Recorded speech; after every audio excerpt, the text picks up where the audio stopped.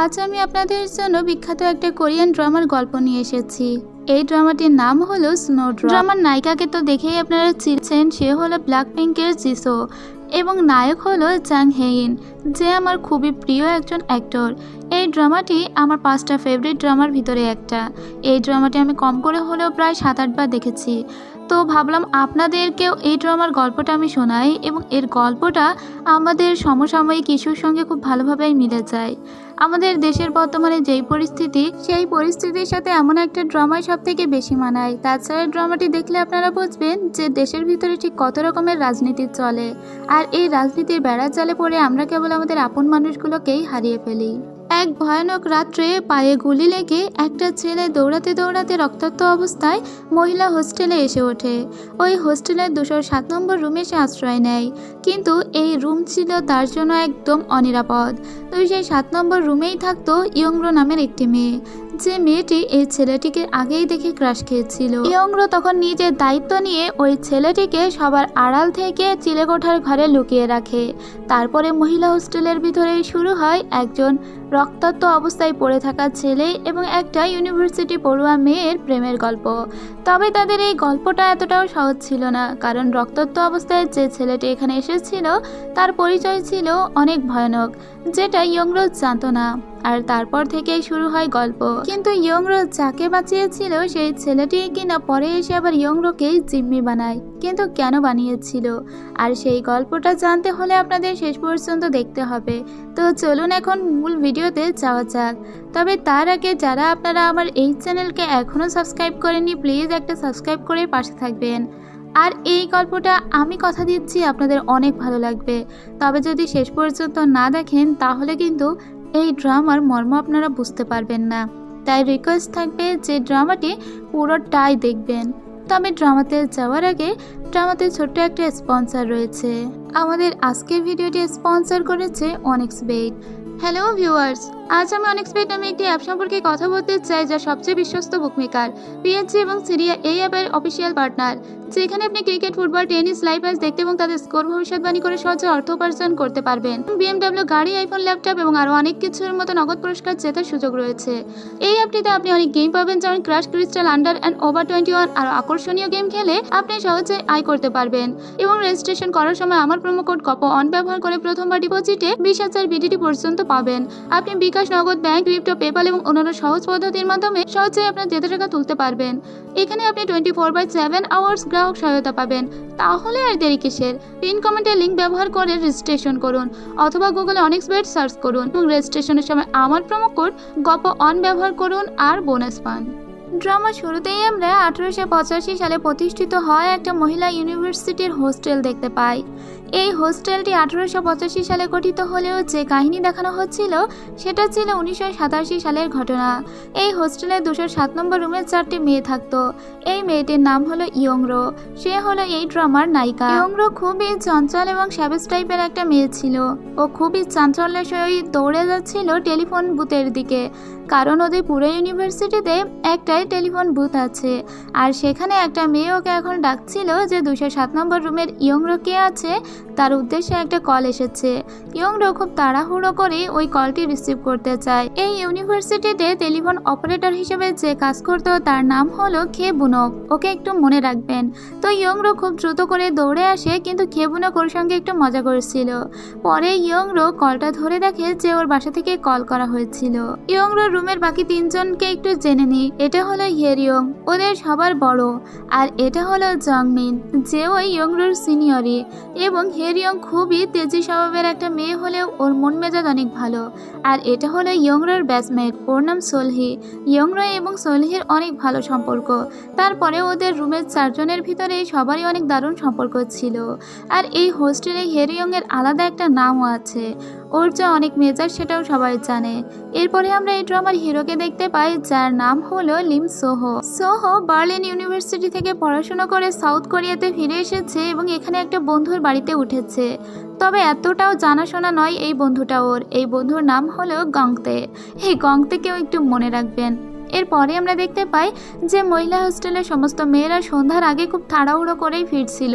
তবে হেরিয়ং যখন ফিরছিল তখন একটা ছেলে ওকে আটকে দেয়। ওই ছেলেটি ছিল একজন আর্মি, সেই হেরিয়ংকে অনেক পছন্দ করত, তাই তো রাস্তার মাঝখানেই হেরিয়ংকে প্রপোজ করে। কিন্তু হেরিয়ং কোনো রকমে ওই আংটিটা এবং ফুলটা নিয়ে দৌড় দেয়, কারণ সন্ধ্যার আগেই যদি ইউনিভার্সিটির ভিতরে ও না ঢুকতে পারে, হোস্টেলের ভিতরে যদি না ঢুকতে পারে তাহলে এরপরে আর ঢুকতে পারবে না, এবং ওদের যে হোস্টেল সুপার আছে সেই হোস্টেল সুপার ওদের সবাইকে বেরও করে দিবে। তাই তো খুব তাড়াহুড়ো করে ওরা হোস্টেলের দিকে আসতে লাগে। কিন্তু ফিরতে ফিরতে ইয়ংরোর বেশ লেট হয়ে গিয়েছিল। ইয়ংরোর হাতে একটা খাবারও ছিল। এদিকে জংমিন এবং সোলহিল চিন্তা করছিল ওরা দুইজন কখন আসবে। আর এই ইউনিভার্সিটি হোস্টেলের যে নাইট গার্ড ছিল তার নাম মানদং আবার ইয়ংরোকে অনেক যত্ন করত। মানদং তখনও দাঁড়িয়েছিল, গেট বন্ধ করছিল না, কারণ ইয়ংরো ভিতরে আসবে। তবে ইয়ংরো আসার আগে গেটটা বন্ধ করে দিতে হয়, কারণ অলরেডি মিস পি সবার রোল কল করার জন্য রেডি হয়ে গিয়েছে। খেবুনক মিস পি এর সঙ্গে রোল কলের খাতাটা নিয়েও হাজির হয়ে যায়।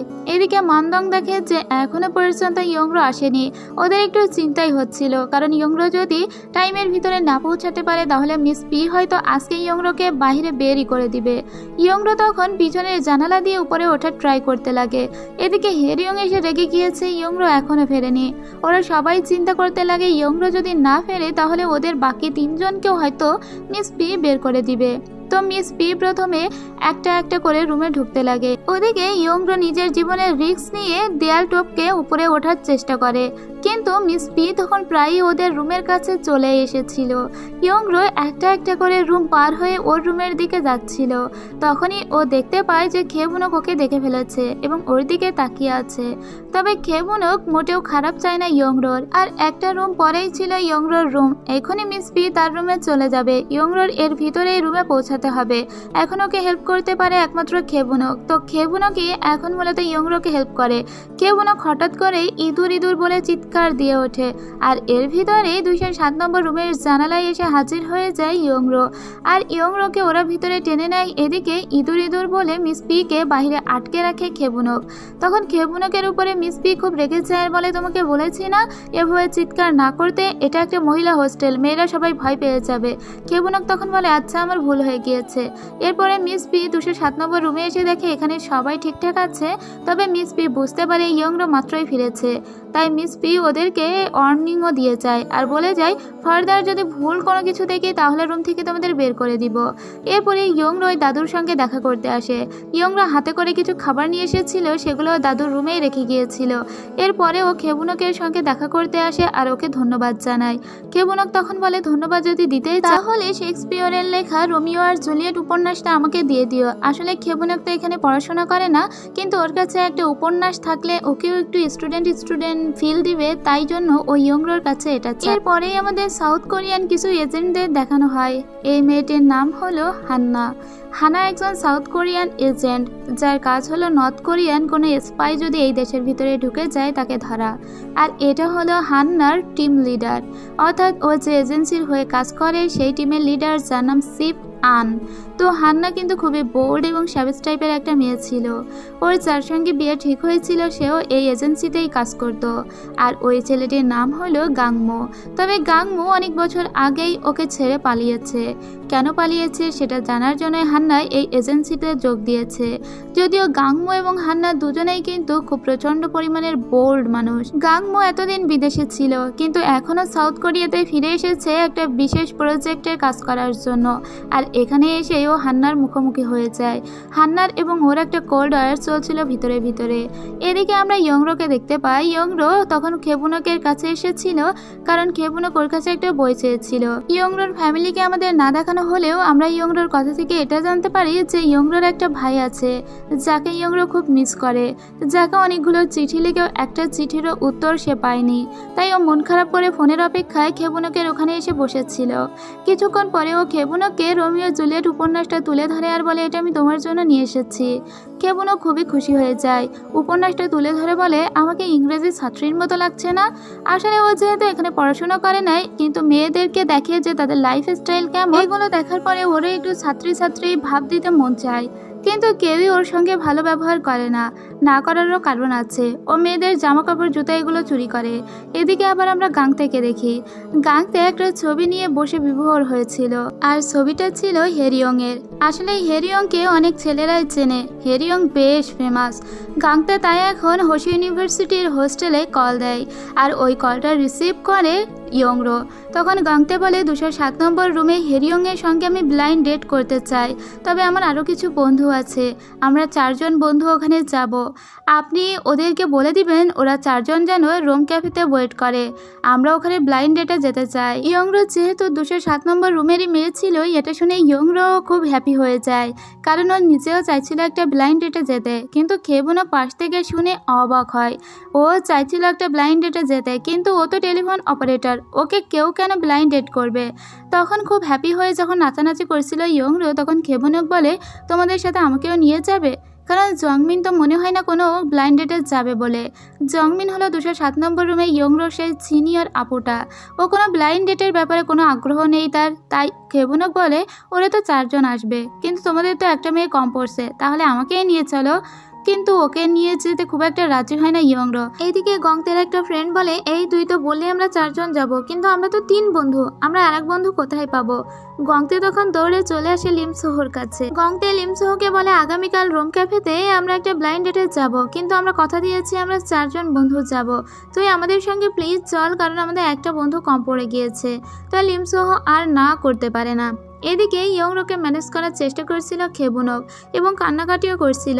তবে ইয়ংরো জানে হেরিয়ং কখনোই খেবুনককে নিয়ে যাবে না। ইয়ংরো তখন খেবুনকের জন্য অনেক আর্জি জানায় হেরিয়ংয়ের কাছে। হেরিয়ংকে বলে এইবারের মতো নিয়ে চলো, সলহি তুইও একটু বল না। তখন সলহি বলে আমিও ওকে পছন্দ করি না, দেখ ও না গেলেই ভালো হবে। কিন্তু ইয়ংরো তো চেপে লেগেছে যে ওকে নিয়ে যেতেই হবে, দেখো অনেক কান্নাকাটি করছে। তখন হেরিয়ং রাজি হয়ে যায়। পরদিন যখন এরা ডেট করতে আসে, তখন ছেলেগুলো আগে থেকেই চলে এসেছিল। ওরা যেহেতু কেউ কারোর মুখ দেখেনি, তাই গংতে বলে আমরা আলাদা করে কয়েকটা জিনিস টেবিলের উপর রেখে দিব, যেমন আমি যদি একটা কলম রাখি, সেই কলমটা যে মেয়ে তুলবে সে আমার গার্লফ্রেন্ড হবে, তেমনি তুই এই পেপার প্লেনটা রেখে দিবি, তাহলে এটা যে তুলবে সে তোর গার্লফ্রেন্ড হবে। আর এটা আড়াল থেকে খেবুনক দেখে নেয়, কারণ খেবুনক অলরেডি অনেক আগে রোম ক্যাফেতে চলে এসেছিল। অন্যদিকে এরা 3 জন এখনো রেডিই হয়নি, রোম ক্যাফে তো দূরের কথা। ওরা অনেক সাজগোজ করে যখন আসছিল, তার আগে অলরেডি এরা অনেকক্ষণ বসে থেকে ওয়েট করছিল। আর এখানে লিমসোহ বসে বসে ম্যাচের টাওয়ার বানাচ্ছিল। অনেকক্ষণ ওয়েট করার পরে এখানে চলে আসে 3 সুন্দরী। এখানে এসেই গংতেকে এটা বলে হেরিয়ং জিজ্ঞেস করলে গংতে উঠে দাঁড়ায়, আর সাথে সাথে বানানোর টাওয়ারটা ভেঙে পড়ে যায়। টাওয়ারটা বাঁচানোর জন্য যখনই সো হাত বাড়ায়, তখন ইয়ংরো হাত বাড়িয়ে দিয়েছিল। আর এই প্রথম দেখা হয়ে যায় ওদের দুজনের, আর দুজনের প্রতি ক্রাশ খেয়ে যায়। এরপরে ওরা নিজেদের ভিতরে এই কথা বলে, আর ইয়ংরোকে হেরিয়ং জিজ্ঞেস করে কি রে তোর বুনকন্নি কোথায়। উন্নি মানে হলো বোন, কোরিয়ান ভাষায় বোনকে উন্নি বলা হয়। তো খেবুনকের নাম করতে করতেই বান্দা হাজির হয়ে যায়। ওরা সবাই খেবুনককে দেখে তো অবাক। খেবুনক মেয়েদের চুরি করা জামা কাপড় এগুলো পরে সেই লেভেলের একটা গেট আপ নিয়ে এখানে এসেছে, সাথে আবার রোমিও জুলিয়েটের সেই উপন্যাসটাও নিয়ে এসেছে। এসেও মিথ্যা পরিচয় দেয় আর বলে আমি ইংলিশের ছাত্রী। এটা শুনে ওদের সত্যি ওরা কি বলবে বুঝতে পারে না, এবং এ তো অনেক আগে থেকে লিমসোহর সঙ্গে ডেট করতে চাইছিল। এরপরে ওরা 4টা ছেলে আলাদা করে ওদের জিনিসগুলো টেবিলের উপরে রেখে দেয়। কেউ রেখেছিল সার্টিফিকেট, কেউ লাইটার, কেউ কলম, আর একটা ছিল পেপার প্লেন। খেবুনক তো জানে যে পেপার প্লেনটা লিমসোহর, ও যদি পেপার প্লেনটা ধরে ফেলে তাহলে ও লিমসোহর সঙ্গে ডেট করতে পারবে। তো প্রথমে হেরিয়ংকে দিয়েই শুরু হয়। হেরিয়ং একটা সার্টিফিকেট তোলে, কিন্তু সেটা ছিল একটা ভ্যাবলা ছেলে। হেরিয়ং তো এদের কাউকেই পাত্তা দিচ্ছিল না। যাই হোক, ওরা এই ব্যাপারটাকে সামলানোর জন্য জিনিসগুলো তো তুলছিলই। যখন ইয়ংরোর টাইম আসে, তখন ইয়ংরো পেপার প্লেন দেখে ওটাকেই নিতে যাচ্ছিল, কিন্তু তখনই খেবুনক ওই পেপার প্লেনটা আগে থেকেই নিয়ে নেয়। খেবুনক নিয়ে বলে যে ইয়ংরো তুই তো আমার ছোট, তাই আগে আমারই তোলা উচিত। এটা বলে ও পেপার প্লেনটা নিয়ে নেয়, আর ইয়ংরো ওখান থেকে ডেট ক্যান্সেল করে চলে আসে, কারণ ওর যার সঙ্গে পড়েছিল তাকে ও পছন্দই করেনি। এরপরে ও এভারগ্রিন বুকশপ নামের একটা বুকশপে আছে, আর ওখানে এসে লিমসোহর কথা ভাবতে লাগে, আর নিজের আপন মনে জোরে জোরে বেসুরো গলায় গান গাইতে লাগে। ইয়ংরো যে বুকশপে এই গানটা গাইছিল সেই বুকশপে এসে দাঁড়িয়েছিল লিমসহ নিজেও। ইয়ংরোর এই বেসুরো গলায় গান শুনেও হাসতে লাগে। ইভেন ওই বুক স্টোরে যত মানুষ ছিল তারা সবাই ইয়ংরোর বেসুরো গলার গান শুনে হাসে। ইয়ংরো তখন বেশ বিব্রতিকর সিচুয়েশনে পড়ে গিয়ে ওখান থেকে চলেই যাচ্ছিল। আর তখনই ও লিমসহর সঙ্গে ধাক্কা লাগে। লিমসহকেও বলে, আপনি এখানে? আপনার না বুনোকন্যির সঙ্গে ডেটে যাওয়ার কথা ছিল, তো আপনি এখানে কি করছেন? তখন ইয়ংরোকে ও বলে, আমি আসলে বিজি ছিলাম, আমি বলেছি আমি বিজি আছি, এটা বলে ডেট ক্যান্সেল করে চলে এসেছি। তখন ইয়ংরো বলে, ও আচ্ছা, আপনি এই এভারগ্রিন বুকশপে দাঁড়িয়ে বিজি আছেন তাই তো? আমিও বিজি আছি। এবার ওরা দুজনেই বুঝে যায় যে ওদের যাদের সঙ্গে ডেট পড়েছে তাদের কাউকে পছন্দ হয়নি বলেই ওরা ডেট ক্যান্সেল করে চলে এসেছে। ইয়ংরো তখন এখান থেকে একটা ক্যাসেট কিনবে বলে টাকা দিতে যাচ্ছিল, বাট ওর ব্যাগের ভিতরে পুরো টাকাটা ছিল না। তাই ও আরও বেশি মাথা নত করে ওখান থেকে বাইরে চলে আসে, কারণ ও খুবই আজকে বিব্রতিকর সিচুয়েশনে বারবার পড়ে গেল। এরপরে লিমসহ পিছন থেকে ইয়ংরোকে এসে ডাকে আর বলে, আপনি তো এই ক্যাসেটটা কিনতে চাইছিলেন, না কিনে এই যে চলে যাচ্ছেন। ইয়ংরো তখন বলে, এটা আমি অন্য কোনো দিন কিনে নিব। লিমসহ বলে, এটা আমার তরফ থেকে আপনার জন্য গিফট, এটা প্লিজ রাখুন। এটা বলে লিমসহ চলে যায়, কিন্তু ইয়ংরো লিমসহর পিছু পিছু দৌড়াতে লাগে আর লিমসহকে এসে বলে, প্লিজ আমি এটা নিতে পারবো না। কিন্তু লিমসহ কিছু একটা দেখে ওর চোখ বড় হয়ে গিয়েছিল, কারণ সামনে দিয়েই পুলিশ আসছিল। সোহ তখন একটা নার্সারির ভিতরে ঢুকে যায়। ইয়ংরো তো আর এত কিছু বোঝে না। ইয়ংরো তখন ওর পকেটে এসে ওই ক্যাসেটটা দিয়ে দেয়। তখন ইয়ংরোকে ওখানে আটকে দেয় লিমসহ আর বলে, একটু দাঁড়াও। এবার ইয়ংরো বোঝে না লিমসহ ওকে কেন দাঁড়াতে বলল। তখন ইয়ংরো সামনের দিকে তাকিয়ে দেখে যে এখানে কিছু পুলিশ আসছে। আসলে সেই সময় কোরিয়াতে ছাত্র আন্দোলন চলছিল আর পুলিশ ছাত্রদের দেখলেই তাদের গ্রেপ্তার করছিল। ইয়ংরো ব্যাপারটাও বুঝে যায়, তাই ইয়ংরো এখানে লিমসহর সঙ্গে ভালোবাসার অভিনয় করতে শুরু করে, কারণ ভালোবাসার অভিনয় করতে দেখলে পুলিশ ওদের ধরবে না, কিন্তু স্টুডেন্ট দেখলেই ধরবে। তো যেমনটা আমাদের দেশেও হচ্ছে। পুলিশ যখন দেখে যে এরা এখানে ঝগড়া করছে এবং এরা কাপল, তাই পুলিশ এখান থেকে চলে যায়। তারপরে সোহকে ইয়ংরো বলে, আসলে আমি জানি ব্যাপারটা, যেহেতু এখন ছাত্র আন্দোলন চলছে আর পুলিশরা ছাত্রদের ধরছে, তাই বোধহয় আপনাকেও ধরতে চেয়েছিল, আপনি চিন্তা করবেন না। ইয়ংরোকে তখন ধন্যবাদ জানায় লিমসহ এবং ওর ব্যাগটা ওর হাতে তুলে দেয় আর বলে, তুমি গান না গেয়ে অভিনয় করলেই বরং ভালো অভিনেত্রী হতে পারতে। ইয়ংরো ক্যাসেটটা ফিরিয়ে দিয়ে যখন চলেই যাচ্ছিল তখন লিমসহ ওকে আটকে দেয় আর বলে, আমরা কি আগামীকাল লাঞ্চ? এইটা বলেই ও থেমে যায়, কারণ ও দূরে এজেন্টদের গাড়ি দাঁড়ানো দেখতে পায়। তাই ও আর কথা না বাড়িয়ে বলে যে এই ক্যাসেটটা আপনিই রাখুন, কারণ এটা আমি আপনার জন্যই কিনেছি। তাছাড়া আজকে আপনি আমাকে হেল্প করেছেন বলে এটা আপনার পাওনা। এটা বলে লিমসহ চলে যাচ্ছিল। তখন ইয়ংরো পিছন থেকে এসে আবার ওকে আটকে দিয়ে বলে, আমি কারো কাছ থেকে ফ্রিতে এমন নিই না, কিন্তু আমি আপনার জন্য আগামীকাল রোম ক্যাফেতে ওয়েট করব, আমি আপনাকে লাঞ্চ করাবো, ভুলবেন না কিন্তু। এটা বলে ইয়ংরো ওকে বাই বাই জানিয়ে চলে আসে। বাসায় আসার পরে ইয়ংরোর বারবার লিমসহর কথাই মনে পড়ছিল। প্রথম প্রেমে অনুভূতি ঠিক এরকমটাই হয় যেমনটা এখন হচ্ছিল ইয়ংরোর। ইয়ংরো এই অনুভূতিকে কিভাবে বর্ণনা করবে বুঝতে পারে না। ওর একটা লাল রঙের রেডিও ছিল। ইয়ংরো তখন রেডিওর রেকর্ডারটা অন করে আর ওখানে আজকের অনুভূতিটাও প্রকাশ করে দেয় এবং সেটাকে রেকর্ড করে রাখে। পরদিন ইয়ংরো রোম ক্যাফেতে সময় মতো চলে আসে, কিন্তু তখনও সোহ এখানে এসে পৌঁছায়নি। তো সোহর জন্য অনেকক্ষণ ওয়েট করতে করতে একদম রাত হয়ে যায়, তাও সোহ ওর সঙ্গে দেখা করতে আসে না। সোহ আসবে কিভাবে? সোহ আসলে একজন নর্থ কোরিয়ান স্পাই, মানে সোহর বাড়ি উত্তর কোরিয়ায় দক্ষিণ কোরিয়ায় নয়, এবং এজেন্টরা সবাই এখন সোহকেই খুঁজছে। সোহ আসলে একটা বিশেষ মিশন সাকসেসফুল করার জন্যই কোরিয়াতে এসেছে। কোরিয়া থেকে একজন প্রফেসরকে নিয়ে যাওয়ার কথা আছে ওর উত্তর কোরিয়ায়, আর সেই লোককে নিয়ে যখন ও যাচ্ছিল ঠিক তখনই এজেন্টদের গাড়ির সামনেও পড়ে যায়। সাথে সাথেই গোলাগুলি শুরু হয়ে গিয়েছিল। যেহেতু ওই টাইমে কোরিয়ায় ছাত্র আন্দোলন হচ্ছিল, তাই চারিপাশ বেশ সরগরম ছিল। সোহ তখন বাঁচার জন্য প্রাণপণে দৌড়াতে লাগে। ওর পিছু পিছু গাংমো দৌড়াতে লাগে। গাংমো সোহকে টার্গেট করে একটা গুলিও ছুঁড়েছিল, আর ওই গুলিতে বেশ আহত হয়ে গিয়েছিল সোহ। কিন্তু সোহ তবুও দৌড়ে দৌড়ে হোসু ইউনিভার্সিটির হোস্টেলের দিকেই আসতে লাগে। আর সোহ আসবে না একদম ইয়ংরোদের রুমে এসেই পড়ে যায়। এটাকেই বলা হয় ভাগ্য। তখন রুমে কেউ ছিল না। ইয়ংরা আস্তে আস্তে সামনের দিকে এগিয়ে আসে। এদিকে গাংমো বুঝতে পেরেছে যে সোহো এখানেই ঢুকেছে, তাই ও সোজা সামনের দরজা দিয়ে ইউনিভার্সিটি হোস্টেলের ভিতরে ঢুকে পড়ে। এদিকে ইয়ংরো একটা মানুষকে দেখে অবাক হয়ে যায় এবং ও একই সঙ্গে ভয়ও পেয়ে যায়, কিন্তু ও বুঝতে পারেনি এটা হলো ওর ভালোবাসার সেই মানুষ, আর ওকে এইভাবে রক্তাক্ত অবস্থায় দেখবে সেটা ও একদম চিন্তা করতে পারেনি। তখন সোলহি রুমে আসে এবং এরকম একজনকে পড়ে থাকতে দেখে ওর তো অজ্ঞান হয়ে যাওয়ার মতো অবস্থা হয়ে যায়। পুরো হোস্টেলেই তখন তাণ্ডব শুরু হয়ে যায়, কারণ এখানে এজেন্টরা ঢুকে গিয়েছিল আর এটা কোনোভাবেই মিস পি বরদাস্ত করে না। এদিকে বাহিরে যখন একজন নর্থ কোরিয়ান স্পাইকে ধরার জন্য লোক এসেছে, তখন এদিকে সোহো এদের রুমে। এটা দেখেই হেরিয়ং বলে ওটা একজন নর্থ কোরিয়ান স্পাই, ওকে এখান থেকে বের কর, না হলে আমরা ফেঁসে যাব। কিন্তু ইয়ংরো নিজেই সবাইকে বলে এই কোনো নর্থ কোরিয়ান স্পাই নয়, আমার মনে হয় স্টুডেন্ট আন্দোলনের জন্য ওকে ধরতে এসেছে। আর এদিকে সোকে ধরার জন্য গাংমো ঠিক যত দূর যাওয়া যায় তত দূর যাচ্ছিল।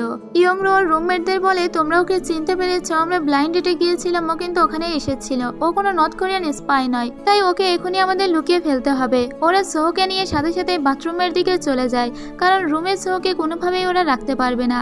এদিকে মিস পি এর চিন্তা হয় যে হোস্টেলের 12টা একদম বেজে যাবে যদি এভাবেই তাণ্ডবলীলা চলতে থাকে। গাংমো প্রত্যেকটা রুম খুঁজতে খুঁজতে 207 নম্বর রুমেও চলে আসে, কিন্তু অলরেডি ওরা 4 জন এই 7 নম্বর রুমটাকে একদম সাফ সাফাই করে ফেলেছে আর সোহকে বাথরুমে পাঠিয়ে দিয়েছে। এখানেও সোহকে পাওয়া যায় না, তবে মিস পি বুঝতে পারে এখানে ছিল ওই ছেলেটা, কিন্তু এখানে শুধুমাত্র হেরিয়ং দাঁড়িয়ে দাঁড়িয়ে অভিনয় করে আর বলে আমি পুলিশ দেখে অনেক ভয় পাচ্ছি, আপনারা কেন আমাদের রুম তল্লাশি করছেন, কিন্তু এগুলো ওর অভিনয় ছিল। আর এদিকে সোল হি, জংমিন এবং ইয়ংরো এসেছিল বাথরুমে, ওকে আনতে আনতে যত রক্ত পড়েছিল তার সবগুলোই ওরা মুছেও ফেলে।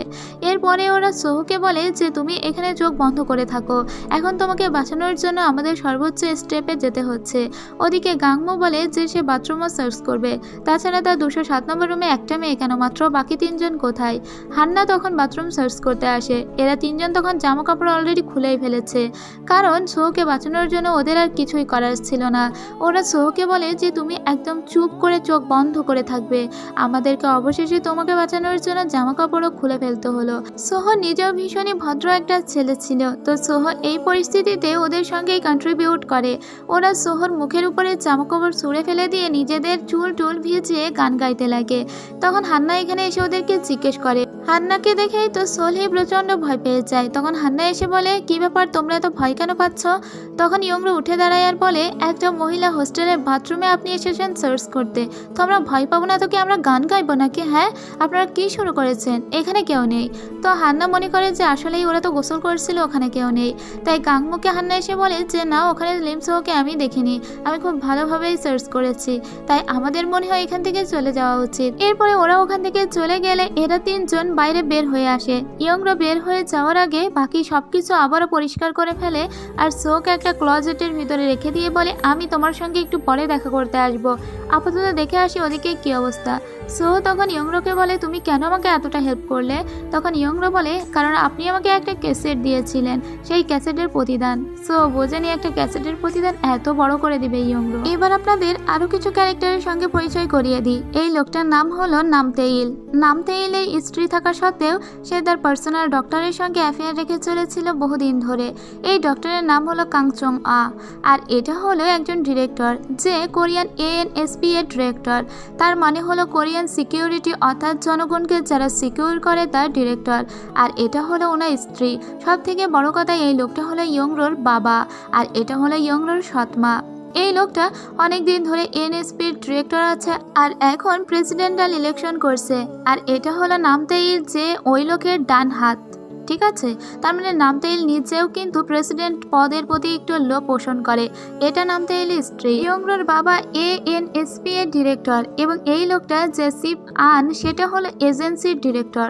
তার মানে হান্না এবং গাংমো যার আন্ডারে কাজ করে তাদের ডিরেক্টর বা লিডার হলো চিপ আন। আর লিম সোহকে ধরার ব্যাপারটাও চিপ আনই সামলাচ্ছিল। কিন্তু চিপ আনের সঙ্গে গাংমুর চিন্তা ভাবনা মেলে না।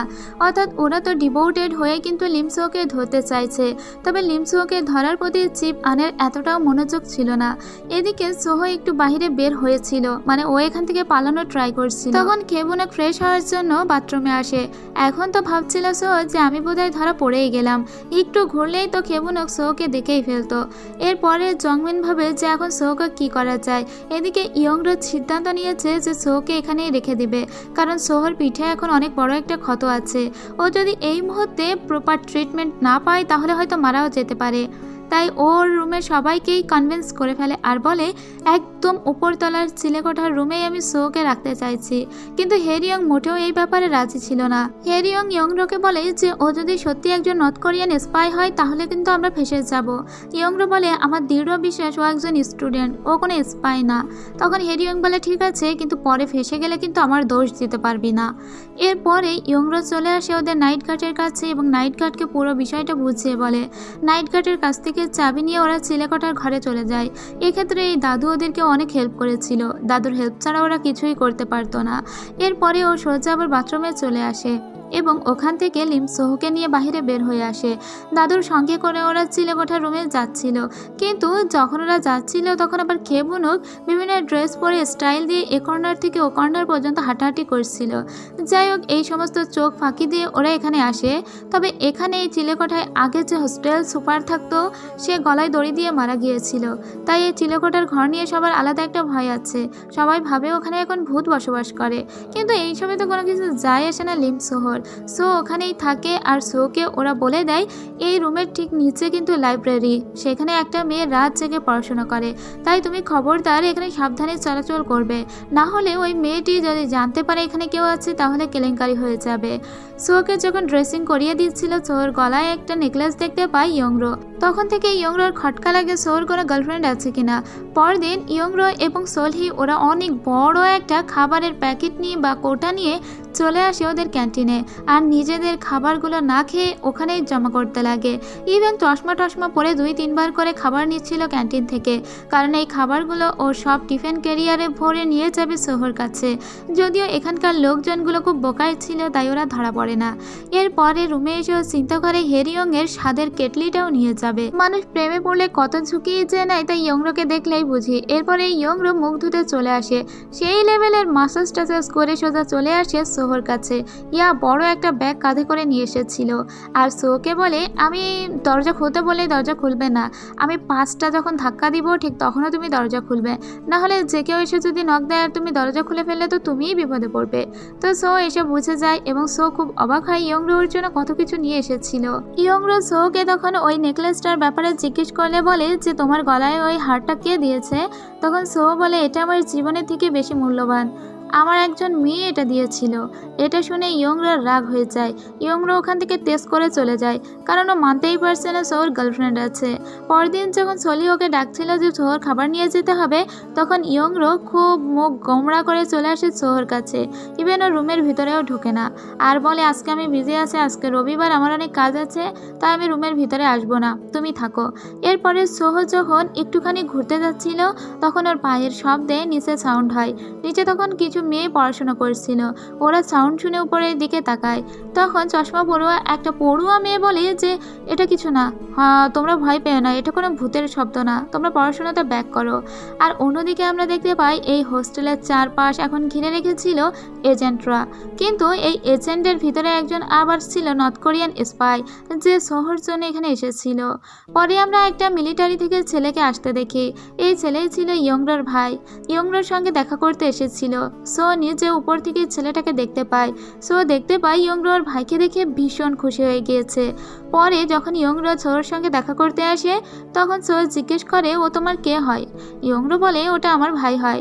সো তখন বলে আমার গলায় যে পেন্ডেন্টটা দেখছো এটা আমার বোন সুই আমাকে দিয়েছিল, আমার বোনটাকে কতদিন দেখি না। সুই আমাকে বলেছে যতদিন এই পেন্ডেন্টটা আমার কাছে থাকবে ততদিন আমি সুরক্ষিত থাকবো। এটা শোনার পরে ইয়ংরোর মুখের হাসি ফিরে আসে, কারণ ইয়ংরো ভেবেছিল সোকে এটা মনে হয় কোনো মেয়ে দিয়েছে, কিন্তু না, ওটা ওর বোন দিয়েছে, ওর তো হ্যাপি হওয়ারই কথা। এরপরে সোহর রক্তমাখা গামছাটাও পরিষ্কার করছিল, তখন পানি গড়িয়ে উপর থেকে চুইয়ে নিচে লাইব্রেরিতে পড়ে। আর এটা দেখে বই পড়ুয়া মেয়েটি বলে যে তাহলে আজকাল কি ভূত পানিও ইউজ করছে। সাথে সাথেই ও মিস পি এর কাছে আসে আর উপরের রুমটা চেক করার জন্য বলে, আর আড়াল থেকে লুকিয়ে এই সব কিছু খেবুনক শুনছিল। মানদংকে তখন মিস পি ডাকে আর বলে যে চিলেকোঠার রুমের চাবি দিতে আর চিলেকোঠার রুম খুলতে। মানদং তো তখন ভয় পেয়ে যায়। চিলেকোঠার দিকে আসার সময় মানদং জোরে জোরে কাশতে লাগে যাতে সোহ সাবধান হয়ে যায়। এরপরে রুমটা খোলা হয় আর মিস পি রুমের চারিদিক খুঁজে খুঁজে দেখতে লাগে যে এখানে আসলে কেউ আছে কিনা। তো ওখানে হেরিয়ংয়ের সেই কেটলিটাও ছিল। অল্পের জন্য মিস পি এটা মিস করে যায়। এদিকে সোহ জানালা দিয়ে বাহিরে নিচে নেমে দাঁড়িয়েছে। এদিকে একটু আগে পানীয় ইউজ করা হয়েছে এটা বুঝতে পেরেছিল কিন্তু মিস পি। তবে মিস পিও অনেক কিছু দেখেও না দেখার ভান করে। এরপরে জানালা দিয়ে চারিদিকে বাহিরের পরিবেশটা দেখার ট্রাই করে। সোহ এবং ইয়ংরো খুবই ডেঞ্জারাস পজিশনে দাঁড়িয়েছিল। এর ভিতরে ইয়ংরো আবার স্লিপ করে পড়ে যাচ্ছিল। সোহর এক হাতে এমনিতেই কাটাকুটোর দাগ, তাতেও ইয়ংরোকে টেনে ধরায় ওর হাত দিয়ে রক্ত গড়িয়ে যায়। কোনো মতে ও ইয়ংরোকে উপরে তুলে জড়িয়ে ধরে। আর মিস পি এখান থেকে চলে যাওয়ার আগে মানদংকে বলে দেয় যে এটাকে ভালোভাবে তালা দিতে আর ওর কাছে চাবিটা দিয়ে দিতে। এরপরে সো ইয়ংরোকে ভিতরে নিয়ে এসে এক কাপ কফি দেয় আর বলে একদম ভয় পেও না। কিন্তু ওরা দুজনেই তখন রুমের ভিতরে আটকা পড়ে গিয়েছিল, কারণ মিস পি ওদেরকে তালা দিয়ে আবার সেই চাবি নিজের কাছে রেখে দিয়েছে। তখনই জংমিনের হুঁশ হয় যে এখনো ইয়ংরো রুমে ফেরেনি। তখন জংমিন দাদুকে নিয়ে সোজা চলে আসে এখানে। এর ভিতরে এরা দুজন কিন্তু ভালোই টাইম কাটাচ্ছিল। এখানে যে ওরা আটকা পড়েছিল তা নিয়ে ওদের কোনো চিন্তাই ছিল না। মানদং তখন আরও একটা চাবি দিয়ে খুব দ্রুতই এসে এখানকার দরজা খুলে ফেলে। সো তখন বলে আমি আজ রাতে এখান থেকে পালাতে চাই। আর মানদং বলে আমি একটা গোপন রাস্তা জানি, সেই রাস্তা দিয়ে আমি তোমাকে বাইরে বের করে দিব। তো সোহ খুব সতর্কনে এদিকে আসতে লাগে, কারণ ওকে লুকিয়ে লুকিয়ে এখন এখান থেকে বের হতে হবে। এরপরে ওরা একটা গোপন রাস্তা সুড়ঙ্গের ভিতরে রাস্তা দিয়ে আসে, কিন্তু বাহিরে সাউথ কোরিয়ান এজেন্টরা চারিদিক ঘিরে রেখেছিল। সোহ বাহিরে বেরিয়েও এখন বের হতে পারে না, কারণ এখন বাহিরে বের হলেও ধরা পড়ে যাবে। এরপরে আমরা এই হোস্টেলে সব মেয়েদের দেখি। ওদের এই হোস্টেলে একটা ওপেন সিরিমনি হয়, যেদিন বাইরে থেকেও পার্টনারকে নিয়ে আসতে পারে মেয়েরা। সেদিন এই হোস্টেলের মেইন গেটও খুলে দেওয়া হয় সর্বসাধারণের জন্য। তাই ইয়ংরো মনে করে যে ওই দিনই সোকে একদম সামনের গেট দিয়ে বাইরে বের করে দিবে, কিন্তু তাকে বের করার জন্য ওর কিছু জামা কাপড় দরকার। তাই ইয়ংরো সেদিন বাড়িতে আসে। ইয়ংরো খুব একটা বাড়িতে আসে না, ইভেন ওর হোস্টেলে কাউকে জানায়নি ও কত বড় লোক বাড়ির মেয়ে, কারণ ওর সৎমাকেও একদম পছন্দ করে না। মূলত ও বাড়িতে এসেছিল ওর ভাইয়ের কিছু কোট শার্ট এগুলো নিতে। ইয়ংরোর মা ইয়ংরোর সঙ্গে কথা বলার চেষ্টা করলে ইয়ংরো কথা না বলেই চলে আসে, কারণ ওটাই ইয়ংরোর সৎমা এবং তার সাথে ইয়ংরোর খুব একটা ভালো সম্পর্ক নেই। এরপরে ইয়ংরো সেই শার্ট প্যান্টগুলো নিয়ে এসে সোহর কাছে দেয় আর বলে আগামীকালকের অনুষ্ঠানে তুমি আমার পার্টনার, ঠিক আছে? এরপরেই তাহলে তুমি সামনে দিয়ে বের হয়ে যেতে পারবে। পরদিন সোহকে দেখতে যত সুন্দর লাগছিল ইয়ংরোকে দেখতেও ততই সুন্দর লাগছিল। ওরা দুজন যখন ছাদ থেকে নামতে যাচ্ছিল তখন মিস পি এর সামনে পড়ে যায়। মিস পি দেখে কিছু একটা সন্দেহ করে, কিন্তু মিস পি তখন ওদের কিছু বলে না, শুধু এটা বলে তোমরা ছাদে কি করছো। তখন ইয়ংরো বলে আসলে ও আমার পার্টনার আর ওকে আমি এখানে ঘোরাতে নিয়ে এসেছিলাম। মিস পি বলে তুমি জানো না এখানে আজকে সবাই ঢুকতে পারলেও কারো ছাদে আসা নিষেধ, তুমি এটা ভুল করেছো ইয়ংরো। এরপরে ওদেরকে ছেড়ে দেয়। সো তখন নিচে চলে আসে। এদিকে গংতেও কিন্তু এই ওপেন সিরিমনিতে এসেছিল শুধুমাত্র সোলহির জন্য, কারণ সেদিন এই ব্লাইন্ড ডেটে ও সোলহিকেই পছন্দ করেছিল। এদিকে খেবুনকের কিছু একটা সন্দেহ হচ্ছিল ইয়ংরোকে না দেখে। অন্যদিকে আমরা বুঝতে পারি যে সোলহি কোনো রকমে পালানোর চেষ্টা করেছিল গংতের থেকে, কিন্তু গংতে তো সোলহির জন্য ওর পিছু পিছু ঘুরছিল। তবে গংতেকে কোনোভাবে জানতে দেওয়া যাবে না লিমসো এখানে এসেছে, কারণ গংতের কাছে অলরেডি এজেন্টরা পৌঁছে গিয়েছিল লিমসোর খোঁজে। এখন গংতে যদি এখানে লিমসোকে দেখে ফেলে তাহলে হয়তো এজেন্টদের জানিয়ে দিবে। এদিকে আমরা হেরিয়ংকে যে ছেলেটা প্রপোজ করেছিল সেই আর্মি ছেলেটাকেও আসতে দেখি। হেরিয়ং ওর সঙ্গে ডান্স করার প্ল্যান করেছিল, কিন্তু এসবের ভিড়ের ভিতরে কোনোভাবে ইয়ংরো সোকে নিয়ে বের হতেই পারে না, কারণ এদের দুজনকে সবাই টানাটানি করছিল। এর ভিতরে আবার হেরিয়ং এর সেই আর্মি বয়ফ্রেন্ডটা এসে সোকে বলে তুমি যাচ্ছটা কোথায়, এখানে একটা খেলার আয়োজন করা হয়েছে, দেখি তুমি কেমন ভালো শুট করতে পারো। এটা বলে ওকে একটা প্রতিযোগিতায় বসিয়ে দেয়। সো যেহেতু একজন নর্থ কোরিয়ান স্পাই ছিল, এইসব শুট টুট করা ওর কাছে কোনো ব্যাপারই ছিল না। ও শুধুমাত্র তাকায়, বন্দুকটা ধরে, সাথে সাথে একবারে সবগুলো পাতা গুলি দিয়ে উড়িয়ে দেয়। সবাই তো ওর এই ট্যালেন্ট দেখে একদম অবাক হয়ে যায় যে এত কারেক্ট শুট তো একজন আর্মিও করতে পারে না, অথচ সো কিভাবে পারে। এরপরে সো আবারও পালানোর ট্রাই করে, কিন্তু খেবুনো কিছু একটা সন্দেহ করায় ও এবার ইয়ংরোকে চোখে চোখে রাখে। তো কোনোভাবেই কিন্তু খেবুনোকে সামনে সোকে পড়তে দেওয়া যাবে না। কিন্তু এখানে এমন একটা পরিস্থিতির সৃষ্টি হয়ে গিয়েছিল যে ওরা পালাতেই পারছিল না। এরপরে সবাইকে ডিস্ট্রাক্ট করার জন্য হেরিয়ং ডান্স শুরু করে দেয়, কিন্তু এই ডান্সের ভিতরে আবার ইয়ংরো জড়িয়ে যায়।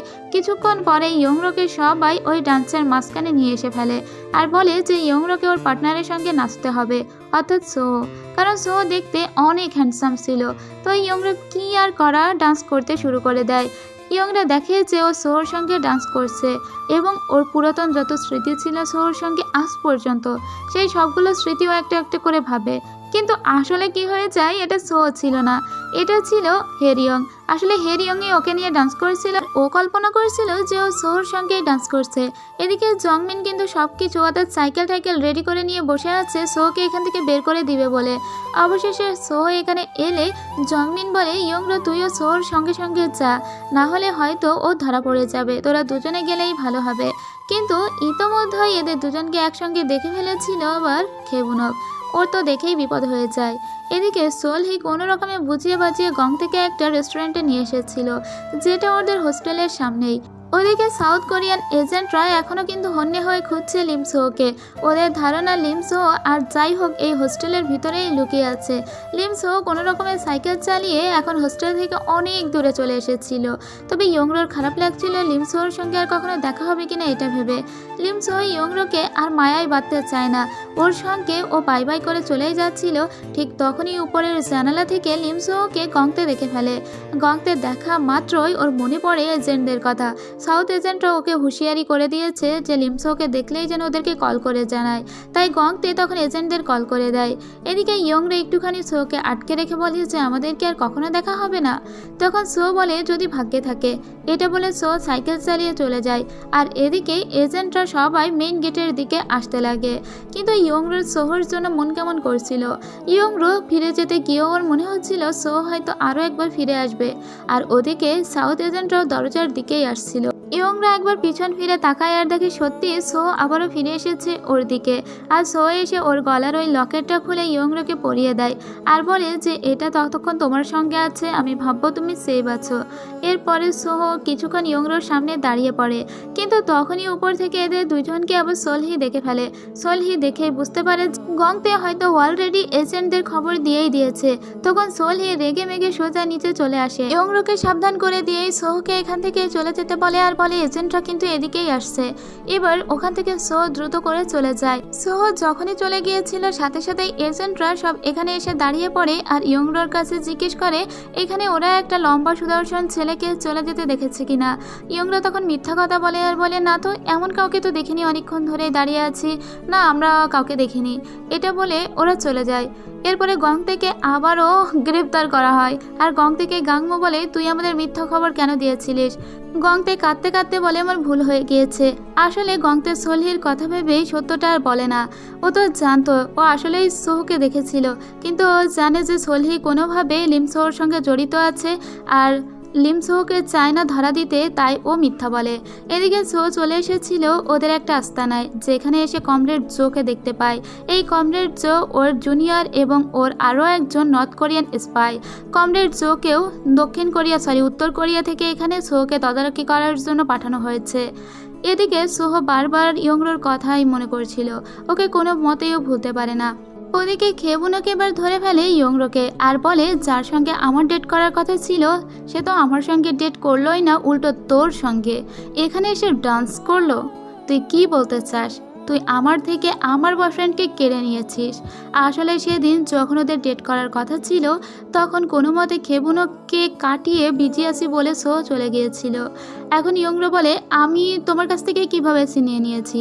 আমি তো এভারগ্রিন বুকশপে গিয়েছিলাম, ওখানে গিয়েই আমার সোর সঙ্গে দেখা হয়েছিল। খেবুনক বুঝতে পারে যে সো আসলে ওকে রিজেক্ট করে দিয়েই মূলত চলে এসেছিল। তবে খেবুনকের একটা জিনিস খটকা লাগে, আর তা হলো সেদিন ওপেন সেরিমনিতে যারা বাইরে থেকে এসেছিল তাদের সবাইকেই প্রেজেন্ট নিয়েছিল খেবুনক নিজে, অর্থাৎ যারা যারা এসেছিল তাদের সবার নাম লেখার দায়িত্ব ছিল খেবুনকের কাঁধে। কিন্তু ইয়ংরোর এর যে পার্টনার অর্থাৎ লিমসহ, তার নাম তো কোথাও লেখেনি। তার মানে লিমসহ কি এই ইউনিভার্সিটির ভিতরেই ছিল? এটাতে ওর সন্দেহ হয় লিমসহ আসলে নর্থ কোরিয়ান স্পাই। এদিকে এরা সবাই চিন্তা করেছিল লিমসহ তো চলে গিয়েছে, কিন্তু ওর কিছু জিনিস এখনো পড়ে আছে এখানে, সেগুলো ওরা কি করবে? তো ইয়ংরা সেই গোছানো জিনিসগুলোকে নিয়ে সোজা দাদুর কাছে চলে আসে। দাদুকে বলে, দাদু এই ব্যাগটা তুমি আজকের দিনের জন্য রাখো, আমি আগামীকালকে এই ব্যাগটা নিয়ে যাব। দাদু তখন বলে ঠিক আছে, কিন্তু দ্রুত নিয়ে যেও, কারণ মিস পি যদি জানতে পারে তাহলে আমরা দুজনেই খুবই বিপদে পড়বো।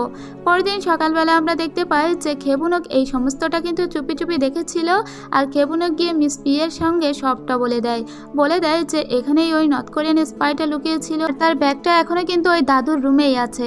মিস পি এই কথা শুনে তখন রুম চেক করতে আসে, এসেই ওই ব্যাগটা দেখতে পায়, যেটা দেখে মিস পি এর মনে পড়ে যে এটা তো লিমসোর কাঁধেই ছিল। মিস পি বুঝতে পারে যে এখানে ইয়ংরাই ওকে আটকে রেখেছিল। মিস পি প্রচন্ড রেগে যায়, কিন্তু খেবুনকে আগে সাবধান করে দিয়ে বলে যে মানুষের ক্ষতি করতে চাইবে না। আজকে হয়তো তুমি উপকারী করেছো, তারপরেও আড়ি পেতে মানুষের কথা শোনাটা মোটেও ভালো কোনো কাজ নয়, ঠিক আছে? এরপরে 207 নম্বর রুমে সবাইকে ডাকা হয়।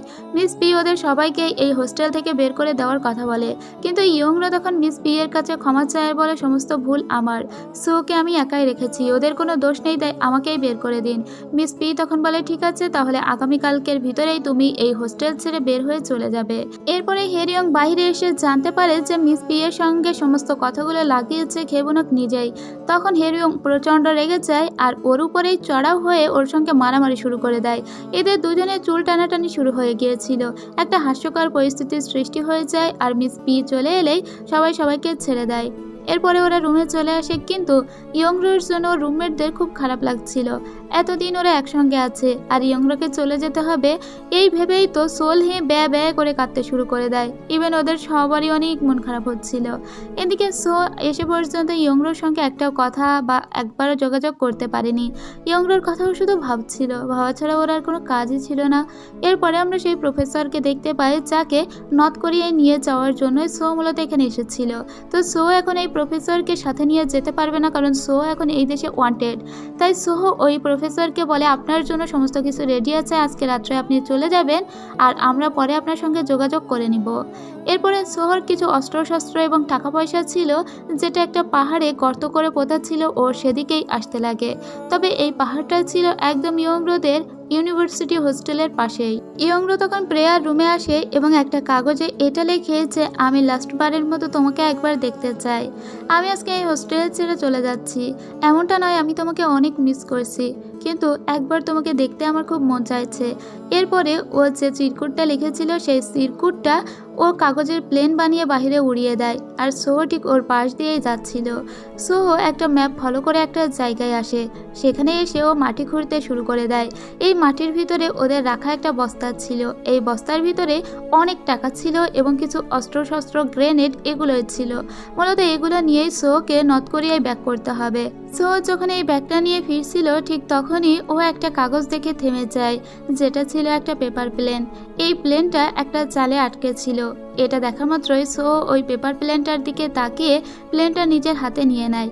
এরপরে সেটা খুলে পড়তে শুরু করে। এদিকে ইয়ংরোকে বিদায় জানানোর জন্য সবাই একত্রিত হয়েছিল, কিছু সাউন্ড সোহো নিজেও পাচ্ছিল। এরপরে সোহো ওটা খুলে দেখে ইয়ংরো লিখেছে যে তোমাকে আমি মিস করছি এমন নয়, কিন্তু শেষ একবারের মতো তোমাকে আমার খুব দেখতে মন চাচ্ছে, ইয়ংরো। এটা দেখে সো বুঝতে পারে ইয়ংরো তার কথাই লিখেছে, কিন্তু সোহর এখন আসলেই আর কোনোভাবেই ইয়ংরোর সঙ্গে দেখা করা পসিবল ছিল না। সো তখন দূরে একটা ছেলেকে এগিয়ে আসতে দেখে। ও তখন দেখেই ভেবেছিল এটা আবার কে, এটা কি আমাকে ফলো করছে? তখন ওই ছেলেটা সোকে এসে দেখে বলে এই তুমি কে, তোমার কাছে কি এত বড় ব্যাগ কেন? সো তখন অন্য পথে যাচ্ছিল, ঠিক তখনই ও কিছু এজেন্টদের এদিকেই আসতে দেখে। এদিকে যে ছেলেটা এসেছিল এটা হলো মানদং দাদুর ছেলে। এই দাদুর সঙ্গে দেখা করতে তার ছেলে এখানে আসছিল, কিন্তু ওর ছেলে জুয়া খেলায় পুলিশ ওকেও ধাওয়া করছে। তাই ও মনে করে যে পুলিশ যে এদিকে আসছে মনে ওকে ধরতেই আসছে, কিন্তু ওই এজেন্টগুলো তো সোকে ধরতে এসেছিল। দাদুর ছেলে তখন এই এজেন্টগুলোকে দেখে ভয় পায় আর ভাবে যে ওকে যেহেতু এখনই ধরে নিয়ে যাবে তার চেয়ে পালানো ভালো। তো দাদুর ছেলে দাদুর সঙ্গে একটা সিক্রেট পথে দেখা করতে আসতো। সেই সিক্রেট পথটা হলো সেই সুড়ঙ্গের পথ। এই সুড়ঙ্গের পথ কোনো রকম একটা চাবি দিয়ে খুলে ফেলে ওই ছেলেটি। আর সোহ পালানোর আর কোনো পথ না পেয়ে নিজে ওর ভিতরে ঢুকে যায়। এদিকে হান্না তার কিছু টিম নিয়ে এখানে এসেছিল এবং ওরাও ওই রুমের ভিতরে ঢোকে, বাট এই রুমটা ছিল একটু মিস্ট্রি টাইপের, তাই ওরা সোহকে দেখতে পায় না। এদিকে আবার আমরা দেখি গংতে তখন আবারও সোলহির সঙ্গে দেখা করতে আসে আর বলে, আমি অনেক মার খেয়েছি, তারপরেও আমি ওদেরকে কিচ্ছু বলিনি। ঠিক তখনই ওই পাশ দিয়ে একটা এজেন্টের গাড়ি যাচ্ছিল, আর এদিকে দাদুকে এবং দাদুর ছেলেকে সোহ বেঁধে রেখেছে, কারণ সোহ বুঝতে পেরেছে এরা যদি কাউকে বলে দেয় তাহলে ওর অবস্থা খারাপ হয়ে যাবে। এদিকে সোলহি ওর এই হোস্টেলের সামনেই আবারও দেখতে পায় এজেন্টদের গাড়ি, যে গাড়িতে গাংমো ছিল। তো সোলহি এটা দেখে মনে করে যে এই গাড়িতে করে হয়তো আবারও গাং থেকে ধরে নিয়ে যাওয়ার জন্যই গাংমো এখানে এসেছে। এটা দেখে সোলহি ভয় পেয়ে যায়, তাই সোজা গাং থেকে কোনো কিছু না ভেবেই ওর হোস্টেলের ভিতরে নিয়ে আসে, যদিও এটা মেয়েদের হোস্টেল। আর গাং থেকে সোলহির সঙ্গে এই মেয়েদের হোস্টেলে ঢুকতে দেখে এখানে ওই পুলিশ ছেলেটাও এসে যায়, যে হেরিয়ংকে পছন্দ করত। আসলে এই ছেলেটা এখানে এসে গাড়ি নিয়ে দাঁড়িয়েছিল ইয়ংরোর জন্য, কারণ ইয়ংরোকে ওর বাড়ি পর্যন্ত ওর জিনিসপত্র এবং লাগেজ নিয়ে পৌঁছে দিবে ও, এজন্যই হেরিয়ং ওকে ডেকেছিল। কিন্তু এখানে একটা ছেলেকে ভিতরে ঢুকতে দেখেই ওই আর্মিটা সহ্য করতে না পেরে প্রতিবাদ করতে ভিতরেই আসে, আর সাথে সাথেই ঘটে যায় অঘটন। এখানে চলে আসে গাংমোকে আজকে এখানে আবারও দেখে মিস পি রেগে যায়, বলে আপনারা কি শুরু করেছেন? দুদিন অন্তর কেন আমাদের এই হোস্টেলে আপনাদের আক্রমণ করতে হবে? কিন্তু গাংমো আজকে আর কোনো কথা বলে না, আর যাকে খুঁজতে এসেছিল তাকে খুঁজেও পেয়ে যায়। গাংমো আস্তে আস্তে সুড়ঙ্গের পথের দিকে গিয়ে সোকে দেখতে পায়। এখানে সোর সঙ্গে গাংমোর একটা তুমুল ফাইট শুরু হয়ে যায়। এই ফাইটে সো জিতে যায়। সো ওকে হারিয়ে দিয়ে একদম সামনের গেট দিয়ে বাইর হয়ে যেতে চাইছিল, কিন্তু ও যখনই সামনের দিকে আসে তখন দেখে হানা ওর পুরো টিম নিয়ে এই হোস্টেলের ভিতরে চলে আসছে। সোর এখন যাওয়ার আর কোনো জায়গায় ছিল না, যেদিকেই ও ঘোরে সেদিকেই দেখে পুলিশ না হয় এজেন্ট, আর একদিকে ছিল ইয়ংরো। সোহর মাথায় যেহেতু একটা ক্যাপ ছিল, ও কোনোভাবেই ইয়ংরোর সামনে নিজের চেহারাটা আর দেখাতে চাইছিল না। ইয়ংরো তখন ওর দিকে তাকিয়ে বলে, তুমি এখানে কেন এসেছো? তোমার হাতে বন্দুক, আর ওরা তোমাকে কেন তাড়া করছে? তখন সো নিজেকে বাঁচানোর জন্য ইয়ংরোর মাথায় বন্দুক ঠেকায় আর বলে সবাইকে তাদের হাতের অস্ত্রগুলো ফেলে দিতে। সোহর হাতে এই মুহূর্তে করার আর কিছুই ছিল না, এজন্য সেই ইয়ংরোর মাথায় বন্দুক ধরেছিল, যদিও ইয়ংরোকে কিন্তু মনে মনে অনেক পছন্দ করত। এদিকে ইয়ংরো সব থেকে বেশি এটা ভেবে অবাক হয়েছিল যে মানুষটিকে আমি বাঁচিয়েছিলাম আমার নিজের জীবনের রিস্ক নিয়ে, সে মানুষটি কিনা এখন আমার মাথায় বন্দুক ধরে আমাকে এই জিম্মি করছে। গাংমো যখন বুঝতে পারে যে অবস্থা একদমই ভালো নয়, গাংমো তখন সবাইকে বলে দেয় অস্ত্র ফেলে দিতে। ঠিক তখনই সোহর আরো দুইজন কমরেড এখানে চলে আসে সোহকে বাঁচানোর জন্য। এবার শুরু হয়ে যায় গোলাগুলি, কারণ দুপক্ষ থেকে সবাই গুলি করছিল। সোহর একজন কমরেড ছিল অনেক খ্যাপাটে টাইপের। কমরেড জো ইচ্ছে মতো গুলি করলে গাংমো একটা গুলি খায় এবং এতে সবাই রেগে উঠে উল্টো ফায়ার করতে শুরু করে দেয়। নিজেদের ভিতরেই তুমুল যুদ্ধ শুরু হয়ে যায়। কিন্তু এই মুহূর্তে সোহরা ছিল মাত্র 3 জন, আর গাংমোদের কাছে ছিল অজস্র সৈনিক। তখনই সোহর মাথায় একটা প্ল্যান আসে। ও ওখানে থাকা ঝাড়বাতির দিকে গুলি করে দিলে ঝাড়বাতি তার নিচে পড়ে যায়। তখন ওখান থেকে সবাই সরে যায়, আর এর ভিতরে নিজের সমস্ত শরীরে বোমা ফিট করে নিয়ে নেয় সুহ। ওটা নিয়ে ইয়ংরোকে ধরে ওর সামনে নিয়ে আসে আর বলে, তোমরা যদি অস্ত্রগুলো ফেলে না দাও তাহলে আমি জাস্ট একটা চাপ দিলেই এখানে যতজন আছে ততজন সবাই আমার সঙ্গেই মারা যাবে। তো এখন আমার আর করার কিছুই নেই, হয় আমি এখান থেকে বেঁচে বের হব, না হলে আমার সঙ্গে নিয়ে সবাইকে মরতে হবে। এবার গাংমো বলে, ঠিক আছে সবাই অস্ত্র ফেলে দাও। সুহ সবাইকে এখান থেকে বাহিরে বের হয়ে যেতে বলে, শুধুমাত্র গাংমোকে এখানে থেকে যেতে বলে। সবাই এখান থেকে চলে যায়, কিন্তু হান্না গাংমোকে ছেড়ে কোনোভাবেই আসবে না। হান্না গাংমোকে প্রচণ্ড ভালোবাসে, তার উপর গাংমো এর গায়ে একটা গুলি লেগেছে। চো বুঝতে পারে ও এখানে আটকে গিয়েছে, তাই সোর হাতে আর করার কিছুই থাকে না, ওই স্টুডেন্টদের জিম্মি করতে শুরু করে দেয়। এই ঘটনা পুরো কোরিয়াতে ছড়িয়ে পড়েছিল, সমস্ত মানুষের কাছে কাছে ফোন চলে যাচ্ছিল। সো এবং ও 2 কমরেড সবাই মিলে এখানকার যতজন স্টুডেন্ট আছে তাদের সবাইকেই হল রুমে জড়ো করে ফেলে। ইয়ংরো সৎমা যখন খবরটা পায় তখন তিনি তার হাজব্যান্ডকে কল দেন। এদিকে হান্না ভাবে যেভাবেই হোক গাংমোকে বাঁচাতেই হবে, গাংমোকে ওর ভিতরে রেখে দেওয়া মানে এরা চাপে থাকা। এরপরে এই খবরটা পৌঁছে যায় ইয়ংরোর বাবার কাছে। ইয়ংরোর বাবা যেহেতু প্রেসিডেন্টাল ইলেকশনে এখন ভোট করছে, তাই উনি খুব শান্তভাবে ব্যাপারটা সামাল দেওয়ার চেষ্টা করে। ইয়ংরোর বাবা তখন সোহর বাবাকে অর্থাৎ নর্থ কোরিয়াতে কল দিয়ে এই ব্যাপারটা জানালে সুহর বাবা বলে যে তাদের একটা চুক্তিতে আসতে হবে। এদিকে এই ইলেকশনে ইয়ংরোর বাবাকে হেল্প করবে সুহর বাবা, তার বিনিময়ে ওখানে 3জন আটকে পড়ে আছে সেই 3জনকে সসম্মানে ওখান থেকে বের করে নিয়ে আসতে হেল্প করবে ইয়ংরোর বাবা।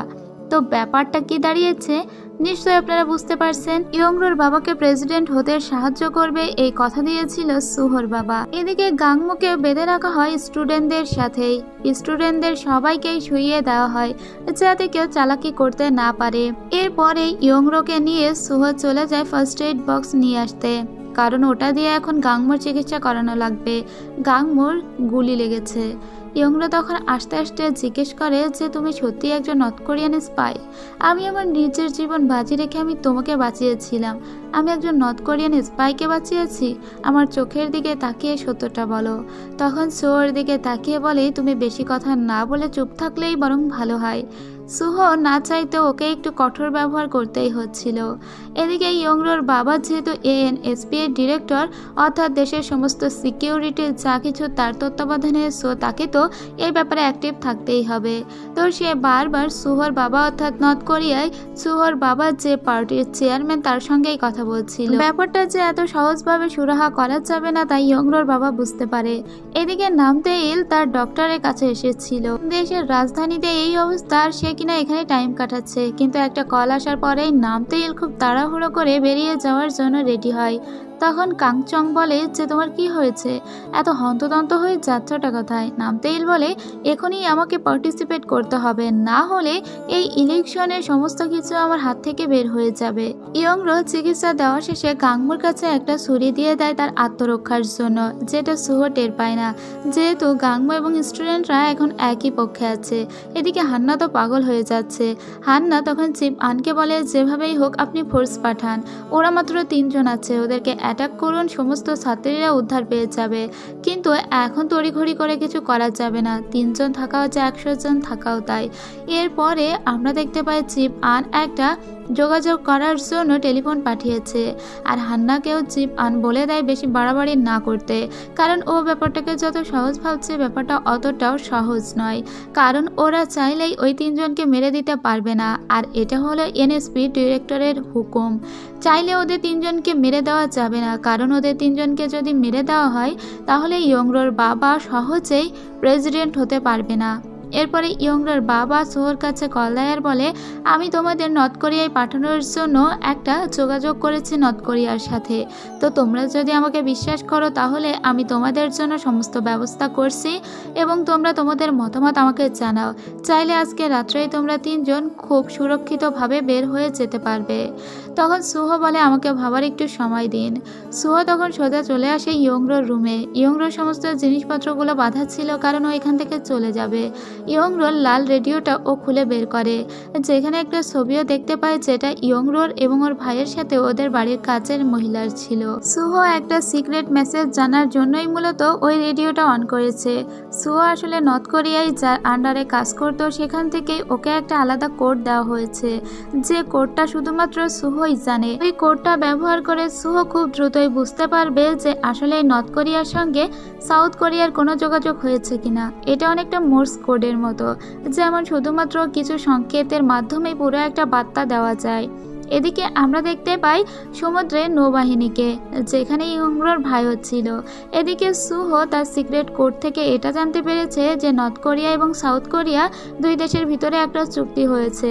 সুহ তখন ওর কমরেডদের বলে তাহলে আজকে রাত্রে বরং আমরা এখান থেকে চলে যাই, কারণ ওরা আমাদের যাওয়ার জন্য ব্যবস্থা করেছে। এদিকে আবারও আমরা দেখতে পাই সেই নৌকার একদিকে যাচ্ছিল নর্থ কোরিয়ান নৌকা আর অন্যদিকে যাচ্ছিল সাউথ কোরিয়ান নৌকা। নর্থ কোরিয়ায় যে নৌকাটা যাচ্ছিল সেই নৌকায় ছিল ওই প্রফেসর, যার আজকে উত্তর কোরিয়ায় যাওয়ার কথা ছিল। এদিকে এনএসপি টিম কিন্তু খুব দ্রুতই একটা ক্যাম্পও করে ফেলেছে এই হোসু ইউনিভার্সিটির হোস্টেলের সামনে। তখনই আবারও যোগাযোগ করার জন্য সুহ কল দেয় ইয়ংরোর বাবাকে, আর ইয়ংরোর বাবাকে বলে যে তার প্রস্তাবে ওরা রাজি এবং আজকে রাত্রে ওরা বের হয়ে যেতে চায়। তবে নামতেইল কিন্তু এই প্রস্তাবকে প্রত্যাখ্যান করে দিয়েছে। নামতেইল কোনোভাবেই চায় না সুহরা ওখান থেকে বের হয়ে যাক। এদিকে আবারও আমরা সমুদ্রের দৃশ্য দৃশ্য দেখতে পায় দুইটা জাহাজ পাশাপাশি চলে এসেছিল। একটা জাহাজে ছিল সাউথ কোরিয়ান আর্মিরা আর অন্য জাহাজে ছিল নর্থ কোরিয়ান স্পাইরা।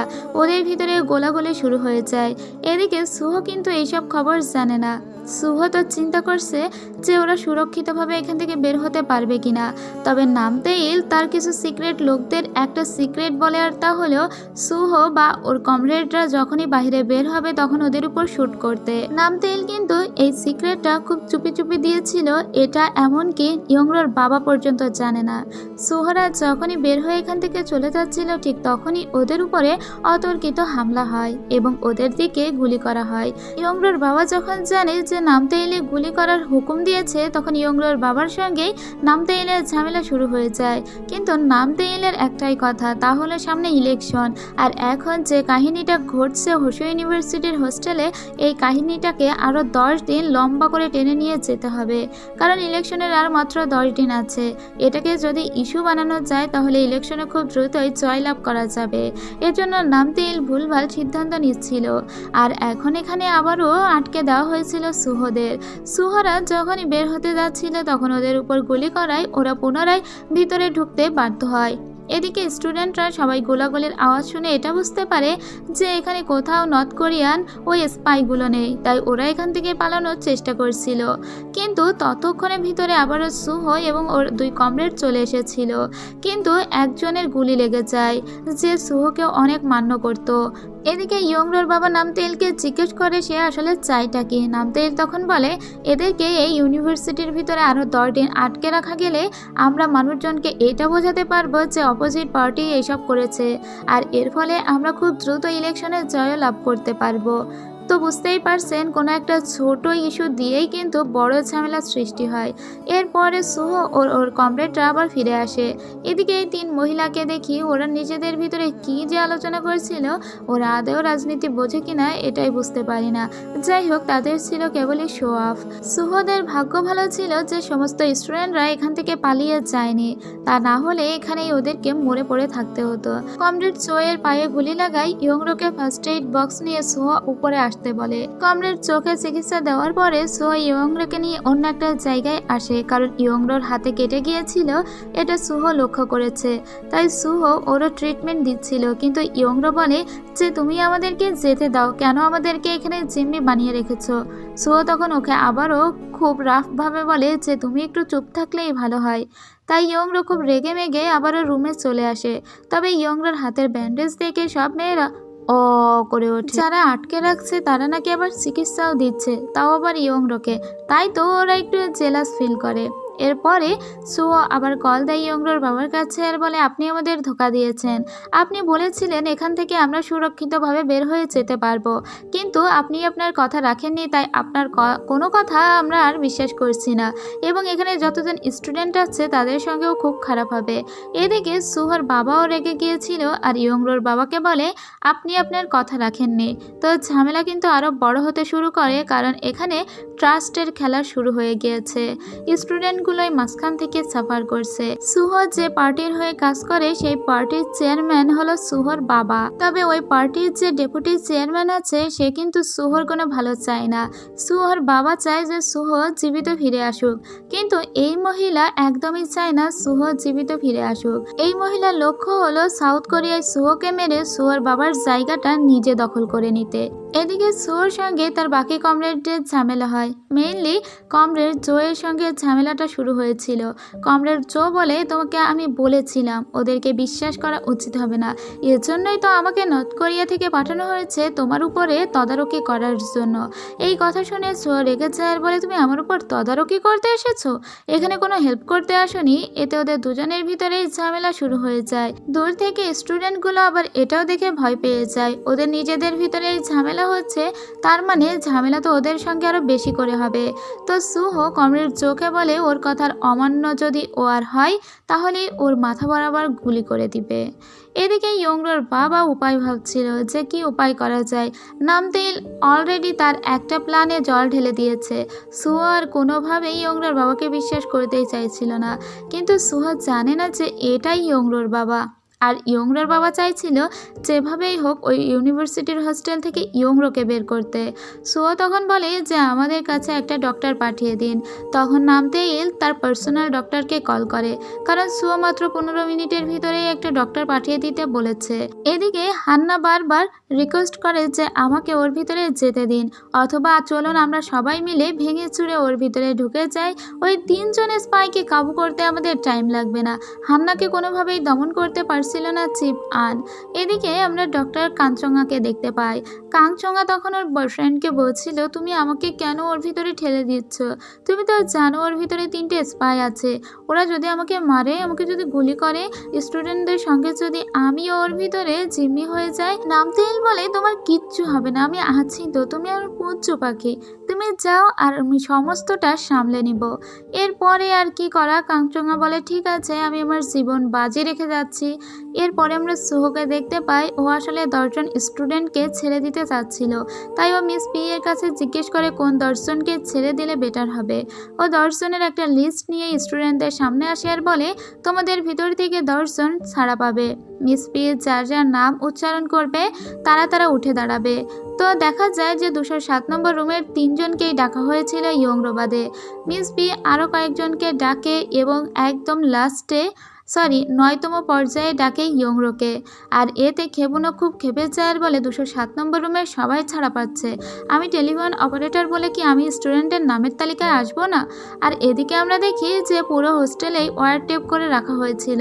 এই হোস্টেলে যা কিছু কথা হচ্ছিল বাইরে থেকে এনএসপি ডিরেক্টর সহ সবাই শুনতে পাচ্ছিল। খেবুনক বলে যে ইয়ংরোকে কেন ছেড়ে দেওয়া হচ্ছে, ওই তো সবথেকে বড় অপরাধটা করেছে, কারণ ও এই ছেলেটিকে বাঁচিয়েছিল।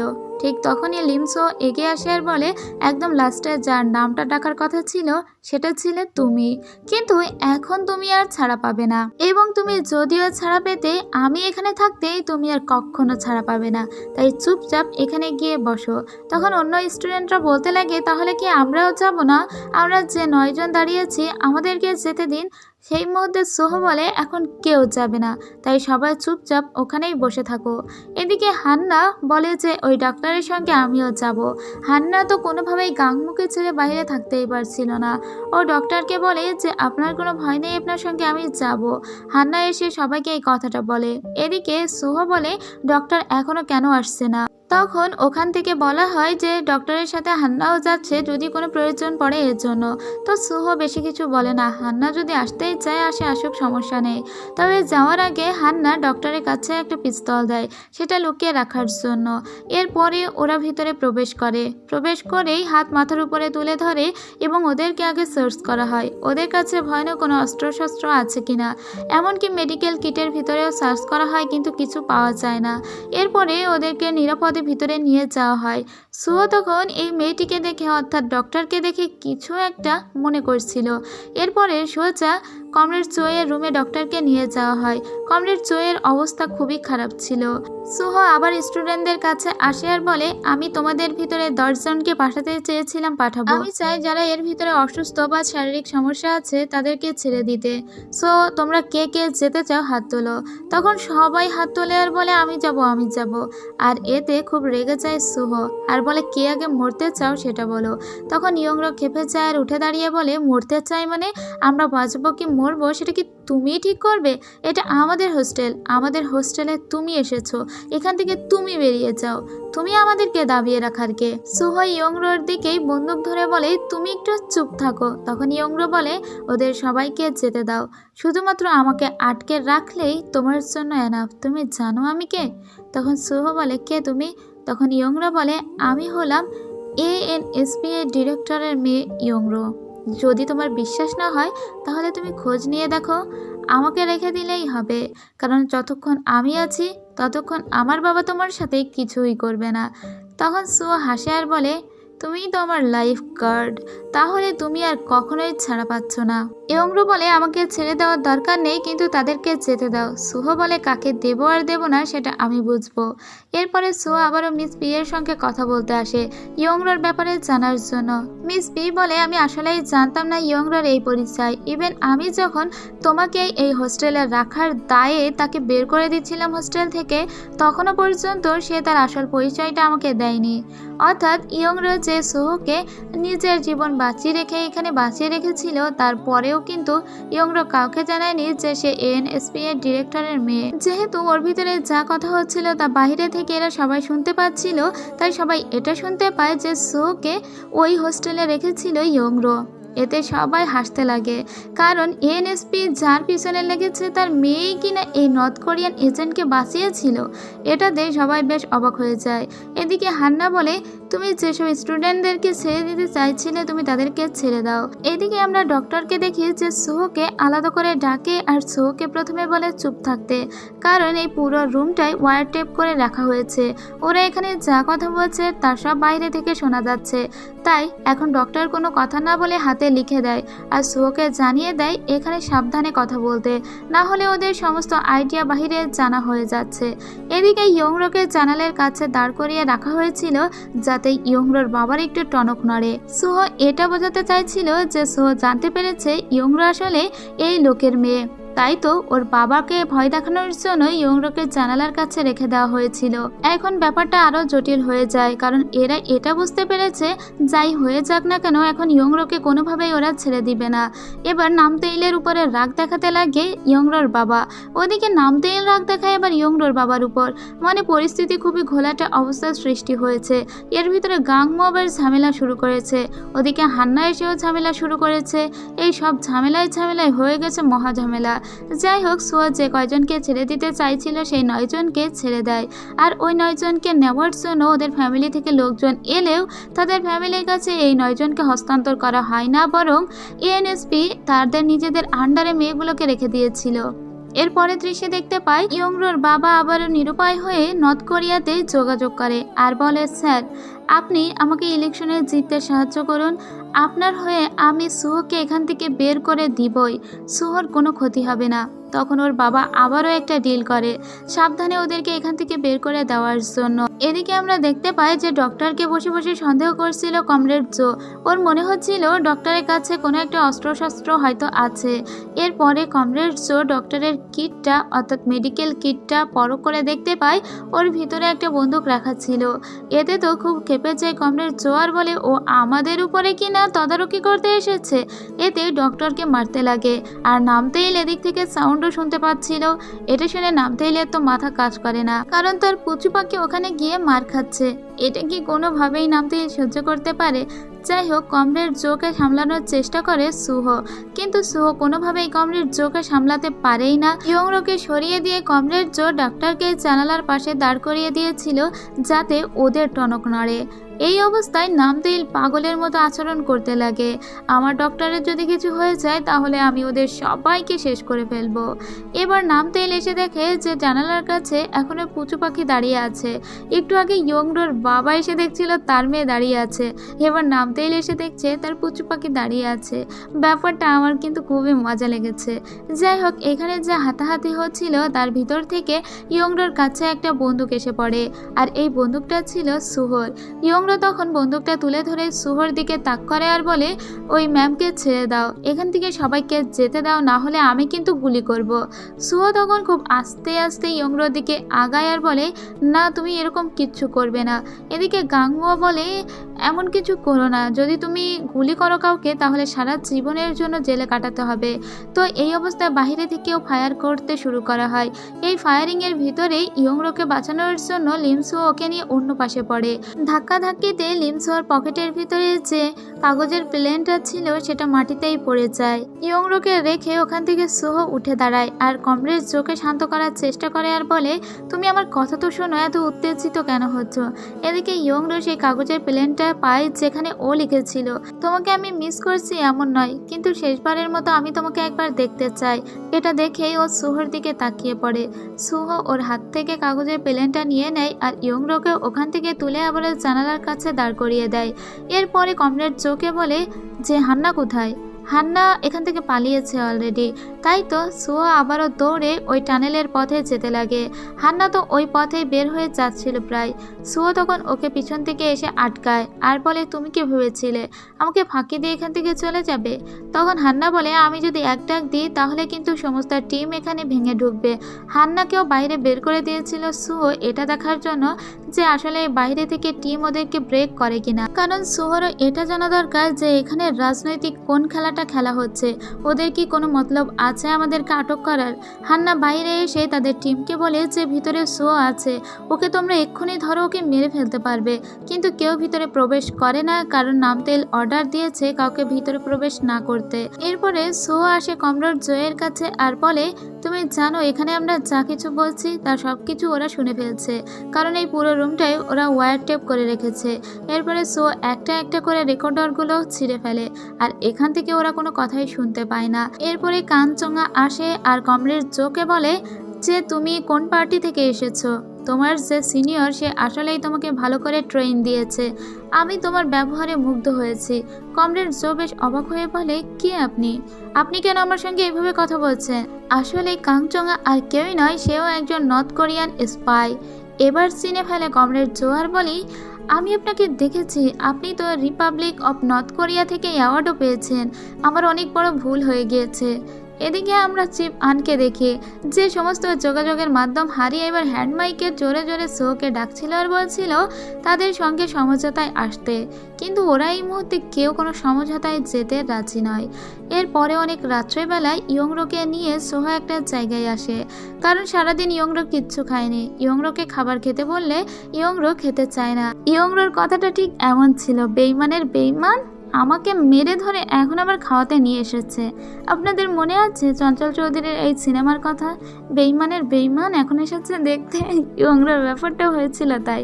আমাকে সারাদিন জানালার পাশে দাঁড় করিয়ে দিয়ে তুমি এখন আমাকে কিনা আলু ভর্তা খাওয়াচ্ছ। ওখানে একটা টিভি চলছিল, টিভিতে তখন নিউজ পড়া হচ্ছিল। ওই নিউজ রিপোর্টার জানায় সমুদ্রে নর্থ কোরিয়া এবং সাউথ কোরিয়ার ভিতরে একটা যুদ্ধ হয়েছে। নর্থ কোরিয়ান যেসব স্পাই ছিল তাদের লিডার ছিল লিম সোহো। লিম সোহোর ছবিও দেখানো হয় এবং ওই যুদ্ধে মারা গিয়েছে এএনএসপি এর ডিরেক্টরের ছেলে। এদিকে এই তিন মহিলা কিন্তু এইসব ব্যাপার নিয়ে মাথা ঘামাচ্ছিল না। তাদের চিন্তার একটাই বিষয়, তা হলো কিভাবে কার থেকে কে বেশি সব করে বড় দেখাতে পারে। এদিকে আমরা ইয়ংরোর ভাইকে দেখি যাকে হাসপাতালে নিয়ে আসা হয়েছিল। ইয়ংরোর বাবা তার ছেলেকে দেখতে এসেছিল, কিন্তু তার ছেলের অবস্থা ছিল খুবই ভয়াবহ। শেষ মুহূর্তে ইয়ংরোর কথাই বারবার বলছিল ইয়ংরোর ভাই। ইয়ংরোর বাবা তখন বলে, ইয়ংরো ভালো আছে, তুমি চিন্তা করো না। কিন্তু কিছুক্ষণের ভিতরেই ইয়ংরোর ভাই এখানে মারা যায়। এদিকে বেঁধে রাখা হয়েছিল গাংমুকে, ও কোনোভাবে ছাড়া পেয়ে গিয়েছে এবং ও লুকিয়ে লুকিয়ে যেতে যেতে এমন একটা রুমে এসে পৌঁছায় যেখানে দেখা যায় অজস্র রেকর্ডার, এবং এই পুরো বিল্ডিংয়ে যা কথা হচ্ছিল তার সব ওই রেকর্ডার দিয়ে শোনা যাচ্ছিল। এদিকে মিস পিও বাইরের কারোর সঙ্গে যোগাযোগ করার চেষ্টা করে। এদিকে ইয়ংরো সোহোর উপরে অনেক ক্ষেপে গিয়েছিল আর বলে, তুমি যে টিমের লিড দিচ্ছ তারাই আমার ভাইকে মেরে ফেলেছে, আমাকে সত্যিটা বলো। কিন্তু ঘটনা তো এমন ছিল না, লিমসুও কেবল এখানেই লিড দিচ্ছিল আর লিমসুও কেবল প্রফেসরকেই ওই নৌকা করে যেতে পাঠিয়েছিল। ইয়ংরো বলে, আমাকে যেতে দাও, আমি আমার ভাইকে শেষবারের মতো দেখতে চাই। কিন্তু সোহো এখন কোনোভাবেই ইয়ংরোকে যেতে দিতে পারবে না। কিছুক্ষণ অনেক কান্নাকাটি করতে লাগে ইয়ংরো এবং সাথে সাথেই ও সেন্সলেস হয়ে যায়। সোহোর আসলে করার কিছুই ছিল না। ইয়ংরোকে যদি ও ছেড়ে দেয় তাহলে ওরা তিনজনের কেউ বাঁচবে না। এদিকে সমস্ত বিল্ডিংয়ে কোথায় কি কথাবার্তা হচ্ছিল তার সমস্তটাই শুনছিল গাংমো। আসলে এটা মিস পি এর রুম। মিস পি এখান থেকেই পুরো হলে কি হচ্ছে তা শুনতে পেত, কিন্তু এখন গাংমো পেয়েছে এই রুমটা আর এখানে এসে ওর একটা লাভ হয়েছে, ও অনেক কথাই শুনতে পাচ্ছে। কিন্তু কিছুক্ষণের ভিতরেই গাংমোকে ধরে ফেলে সোহো এবং পুনরায় ওকে বেঁধে স্টুডেন্টদের সঙ্গে আলাদা করে অন্য একটা রুমে রাখা হয়। পরের দৃশ্যে আমরা দেখতে পাই যে কাঞ্চঙ্গা অর্থাৎ নর্থ কোরিয়ান ওই স্পাই যার কোড নেম মোরান হিল, তোকে আমরা মোরান হিল বলেই ডাকি, মোরান হিল দেখতে এসেছিল ইয়ংরোর অবস্থা কি, কারণ ইয়ংরো সেন্সলেস হয়ে পড়েছে। তো ইয়ংরোর আসলে বেশি কিছু সমস্যা সমস্যা হয়নি, কিন্তু মোরান হিলের মাথায় একটাই চিন্তা, তা হলো ও বুঝতে পেরেছে ইয়ংরো এবং সোহর ভিতরে কোনো একটা সম্পর্ক চলছে। এদিকে সোহরা পুরো বিল্ডিংটাই কিন্তু বোম ফিট করে রেখে দিয়েছিল। অবস্থা দিন দিন আরো খারাপ হতে থাকে। এদিকে ইয়ংরো সেন্সলেস হয়ে স্বপ্ন দেখছিল যে ওর ভাইয়ের সঙ্গে একটা পাহাড়ের চূড়ায় ওর দেখা হয়েছে, যেখানে ওর ভাই ওকে একটা মাফলার দিয়ে চলে গিয়েছে। তারপরে ইয়ংরোর ঘুম ভেঙে যায়। এবার ইয়ংরোর গলার উপরেই একটা পেন্ডেন্ট দেখে থেমে যায় ডক্টর। আরে এই পেন্ডেন্টটা তো সোহর সেই পেন্ডেন্ট যেটা দেখেই কাঞ্চঙ্গা চিনতে পারে। বার্লিনে একটা মিশনে গিয়েছিল কাঞ্চঙ্গা, সেখানে গিয়ে ওর সোহর সঙ্গে দেখা হয়েছিল। সোহকে ও সেখান থেকেই ভালোবেসে ফেলেছিল।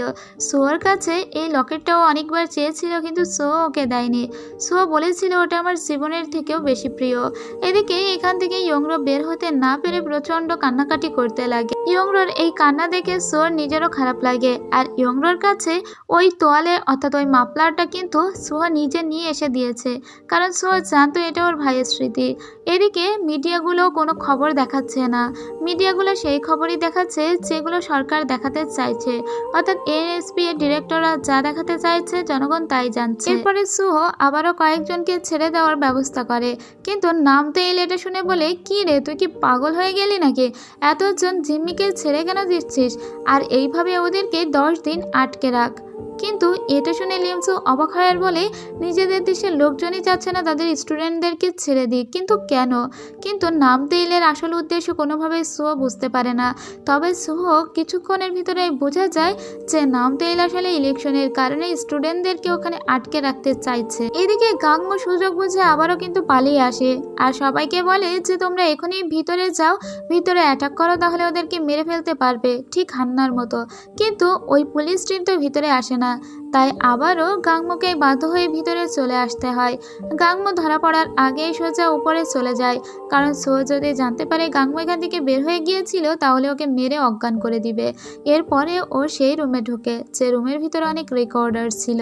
এখান থেকে ও কথা শোনার চেষ্টা করে যে আসলে সোহদের প্ল্যানটা কি বা বাহিরেও কি হচ্ছে, কিন্তু ওর মাথায় কিচ্ছু ঢোকে না।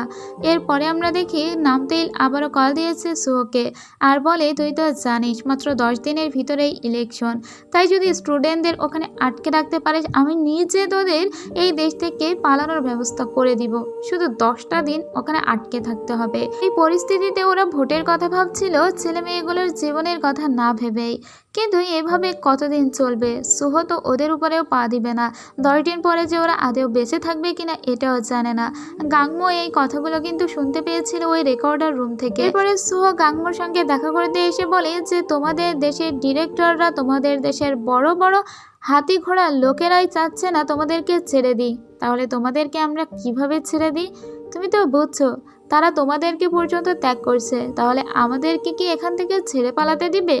এদিকে আমরা দেখি যে সাংবাদিকরা সবকিছুই ভুয়া নিউজ দেখাচ্ছিল, কিন্তু একজন সাংবাদিক ছিল যে আসলে কি হচ্ছে সেই সত্যটা জানাতে চাইছিল। এদিকে সোহ বসে বসে ভাবছিল যে ব্যাপারটা ওর হাতের নাগালের বাইরে চলে যাচ্ছে।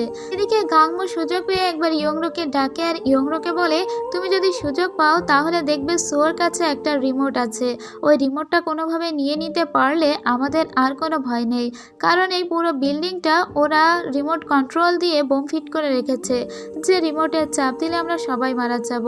তো ইয়ংরো এখন ইচ্ছে করে সোহর কাছাকাছি আসার চেষ্টা করে। ইয়ংরো সোহকে বলে, তুমি আমাকে সত্যি করে বলো, ওই কাগজের প্লেনটা দেখে কি তুমি এখানে এসেছিলে?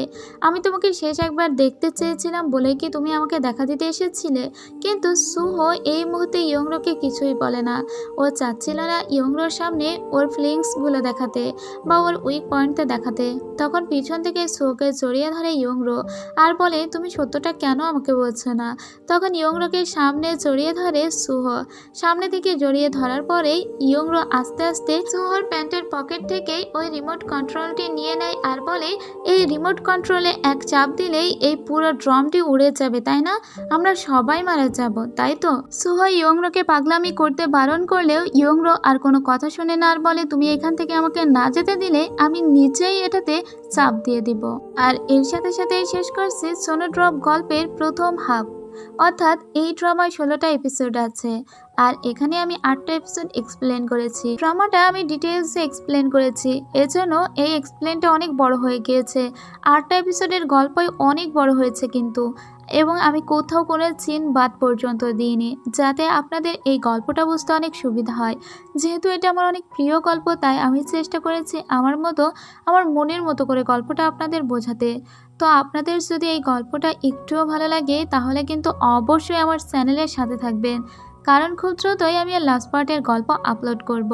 তো আজ এ পর্যন্তই, সবাই ভালো থাকবেন। আর যারা যারা এখনো পর্যন্ত আমার চ্যানেলটিকে সাবস্ক্রাইব করেননি তারা প্লিজ চ্যানেলটিকে সাবস্ক্রাইব করতে কিন্তু একদমই ভুলবেন না। আজ এ পর্যন্তই, ভালো থাকবেন সবাই। খোদা হাফেজ।